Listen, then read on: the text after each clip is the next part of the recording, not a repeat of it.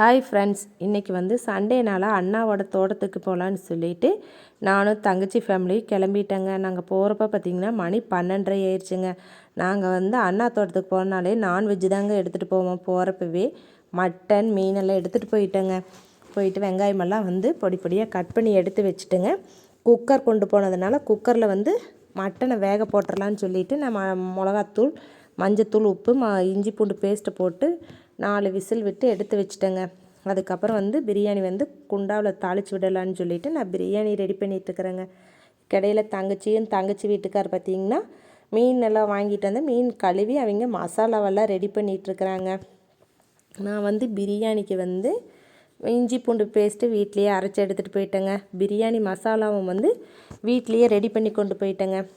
நான் வந்து மல்லி, சீரகம், சோம்பு, மிளகு, பட்டை வகைகளையெல்லாம் போட்டு நல்லா பொன்னிறமாக வறுத்து எடுத்துட்டேங்க. வறுத்து பொடி பண்ணி கொண்டு வந்துட்டேங்க. நான் 2 கிலோ வந்து மட்டனுக்கு 2 கிலோ சீரக சம்பா அரிசிங்க. நான் வந்து ஒரு அடுப்பு கொண்டு போனதுனால இன்னொரு விறகு அடுப்பு ரெடி பண்ணிவிட்டு அதில் வந்து நண்டு கிரேவிக்கு ரெடி பண்ணலான்னு சொல்லிவிட்டு இதில் வந்து மட்டன் பிரியாணிக்கு தாளித்து விட்டுட்டேங்க. விறகு அடுப்பில் வந்து நண்டு கிரேவி ரெடி பண்ணியாச்சுங்க. இது கூட மீன் வந்து பாதி பொரித்து எல்லாம் சாப்பிட்டுட்டு உட்காந்து எல்லாம் நியாயம் பேசிகிட்டு இருந்தேங்க. குழந்தைகள்லாம் பார்த்திங்கன்னா விளையாண்டுருக்குறாங்க.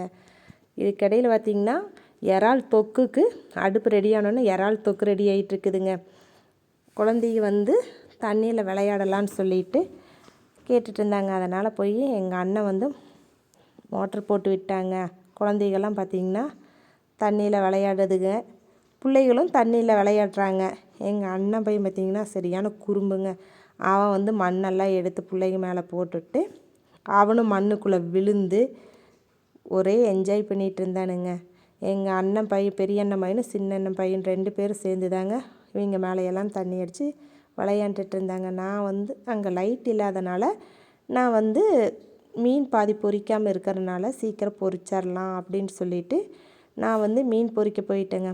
மீனெல்லாம் பொரித்து சூடாக எடுத்து வச்சுருந்துங்க. பிள்ளைகள்லாம் வந்து விளையாண்டுட்டு வந்துட்டு சூடாக மீன் சாப்பிட்டாங்க.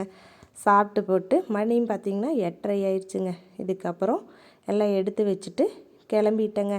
நான் வந்து பிரியாணியும் இறால் தொக்கு மீன் வச்சு சாப்பிட்றேங்க. இந்த வாரம் எங்களுக்கு இப்படி தாங்க போச்சு.